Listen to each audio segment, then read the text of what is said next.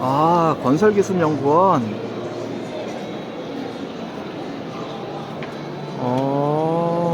국가에서 진행하는 거네. 안녕하십니까. 예, 건축사 안 선생입니다. 반갑습니다. 예, 반갑습니다.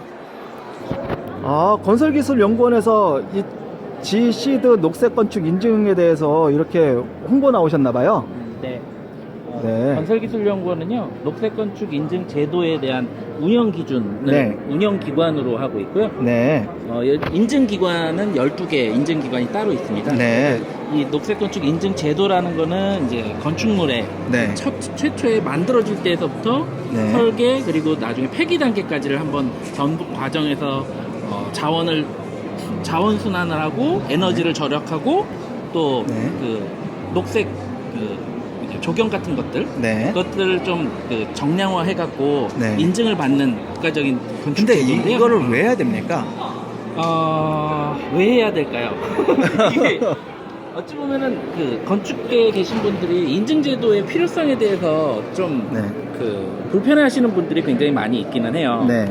이제 이게 좀 요식적이다, 뭐 아니면은 너무 행정주의적이다라고 얘기를 하고 있긴 하지만 네. 실질적으로 인증제도의 초기 단계는 네. 어찌 보면은 좀 더 앞선 기술들을 유도하는 측면에서 네. 이제 그 인증제도로 자리를 잡는 거고 앞선 기술이라는 게 뭔가요? 지금 어찌 보면은 녹색 건축 기술이잖아요. 지금 네. 이게 다. 네. 그래서 이 인증 분야를 보시면은 네. 구성 체계가 있습니다. 그래서 네.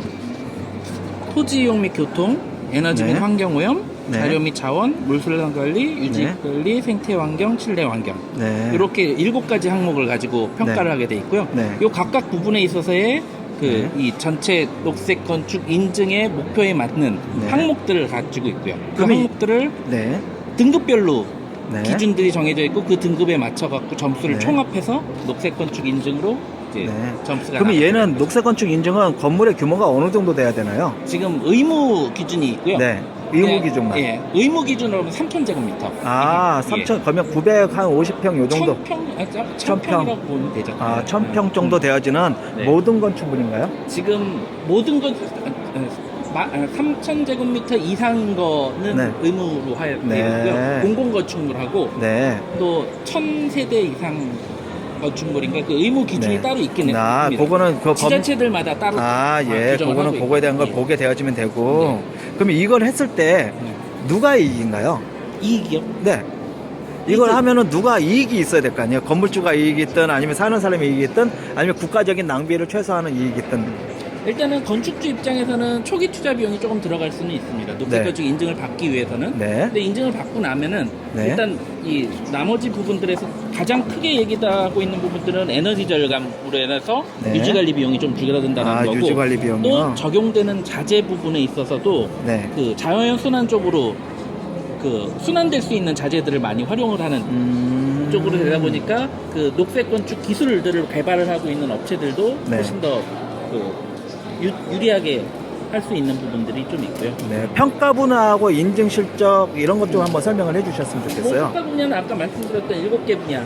7개 분야. 점수를 총합해갖고 1등급, 네. 2등급, 3등급, 4등급으로 등급으로 나눠지게 되고요. 아, 점수에 의해서 네. 등급으로 나눠진다. 그래서 최우수 등급으로 그린 1등급에서부터 네. 일반 4등급으로 해서 어떤 네. 의무화되어 있는 것들은 4등급만 받아도 되는 부분들이 있고 네. 건축주에 따라서 우리는 이제 녹색 건축 인증을 1등급을 받아달라라고 네. 설계를 요청을 하는 경우들도 있고요. 네. 그래서 인증 분야 이렇게 돼 있고 저희가 2002년도에 처음에 이제 제도를 만들기 시작을 했고요. 네. 그 본격적으로 시작된 거는 2012년서부터 이 기준들이 좀 정립이 되기 시작했고 맞아요. 저 있을 때는 이때부터 해가지고 거의 이때까지는 거의 관급 봉사라든지 그렇죠. 이런 거 많이 그랬고요. 예, 많이 하게 되었고. 2012년부터 좀 더 확장되기 시작해서 네. 지금 현재 기준은 2016년도에 만들어진 기준으로 이제 조금씩 개정이 되고 있는 상황이고요.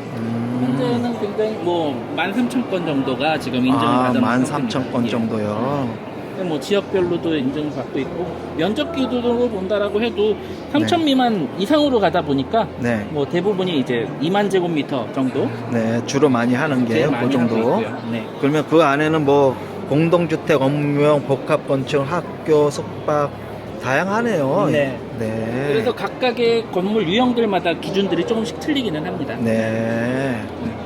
인증 분야는 이렇게 다양하군요. 이렇게도 신축 건물들을 신축 건축물하고 기존 건축물로 구분을 하고 있고, 네.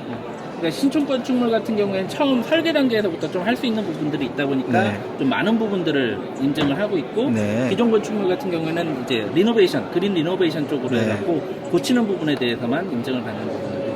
그러면 이걸 하게 되면 뭐 건폐율이나 용적률 이런 것도 뭐 완화되는 부분들이 있죠. 네. 인센티브를 주는. 좋은데요. 이렇게 혁신적인 녹색 건축 계획 설계 과정을 통해 가지고 통합 설계를 하고 나중에는 이런 전체에 대해서 사실 이게 하는 게 에너지적인 부분이 상당히 더 강한 거죠. 에너지 점수 비중이 조금 아직까지는 높고요. 네. 그러다 보니까 이제 에너지 효율 등급이라든지 뭐 네. 제로 에너지 등급이라든지 인증 기준이라든지 이런 것들하고 네. 좀 겹친다라는 얘기들이 좀 많이 있어서 네. 지금 국토부내에서도 그런 인증 체계를 좀 정리를 하려고 하는 움직임이 있고요. 네. 해외 사업까지 하시나 봐요. 지금 해외에서는 아직 이제 좀 개발도상국 중심으로 네. 이제 녹색 건축 인증 같은 제도들이 없다 보니까 네. 근데 자기네들도 이제 녹색 건축에 대한 수요는 있고 네. 그러다 보니까 우리나라 제도를 좀 도입을 네. 해보겠다라는 네. 입장에서 우리나라의 제도를 약간만 수정을 해갖고 각각의 나라의 네. 인증 제도로 만들어 놓은 사례들이 지금 베트남하고 그러니까- 케냐하고 캄보디아하고 진행을 그렇게 하고 경험에 대한 걸 갖다가 전 세계적으로 갖다가 있습니다. 네, 여기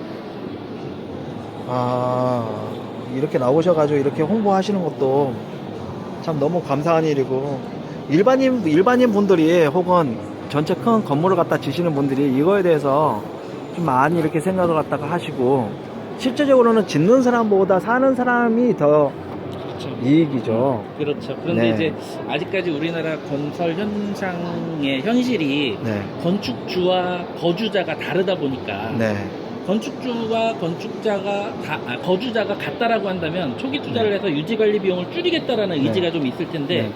뭐 건축주는 뭐 지을 때 최소 비용으로 하고 네. 돈만 받으면 된다라는 생각들이 많다 보니까 어찌 보면은 그 건물을 분양받는 사람도 이런 것들을 알고 있어야 그렇죠.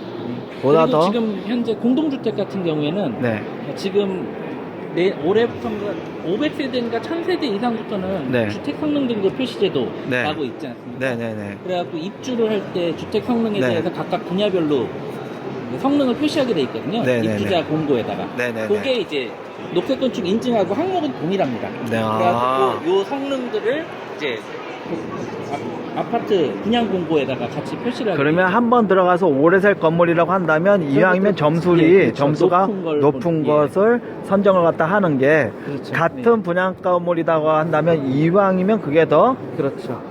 사는 소비자나 네. 기거하는 사람이 더 이익이란 얘기죠. 네. 해외 사례 같은 경우에는 그런 것들을 이제 재산세나 네. 그 유지관리 비용에다가 인증을 받은 건축물 같은 경우에는 좀 감면을 해주거나 뭐 이런 것들을 해주고 네. 있는 사례들도 있는데 네. 우리도 그런 부분들을 좀 벤치마킹을 하기는 했지만 네. 이게 그 재산세나 이런 부분들이 지자체의 수입원이다 보니까 네. 중앙정부 차원에서 그런 부분들을 좀 보급을 하기가 조금 어려운 부분들이 있다 보니까 아직까지 그렇게 활성화되어 있지는 못한 상황이긴 한데 아까 말씀하신 것처럼 용적률이나 건폐율 네. 유예나 이렇게 좀 인정을 해주는 부분, 인센티브들이 운영이 되고 있다 보니까요. 네.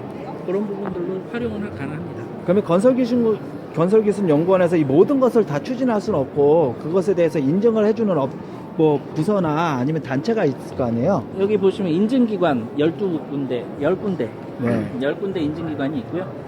네, 시설안전공단, 환경연구원, 환경산업기술원, 그린필딩협회, 한국감정원, 토지주택검사, 에너지기관 많군요. 그러면 지역별로 이렇게 나눠가지고 업무 분담을 해가지고 인증을 갖다가 다 해주고, 네. 네, 전체적인 관리는 건기원에서 예, 운영기관으로 네, 하고 있고요. 네. 아무튼 보다 나은 건물을 짓는 데 있어가지고 이렇게 앞장서 주셔서 너무 고맙습니다. 소속이 건설기술연구원. 네. 예, 감사합니다, 영원님. 감사합니다. 예, 고맙습니다. 네. 잘 봤습니다. 네.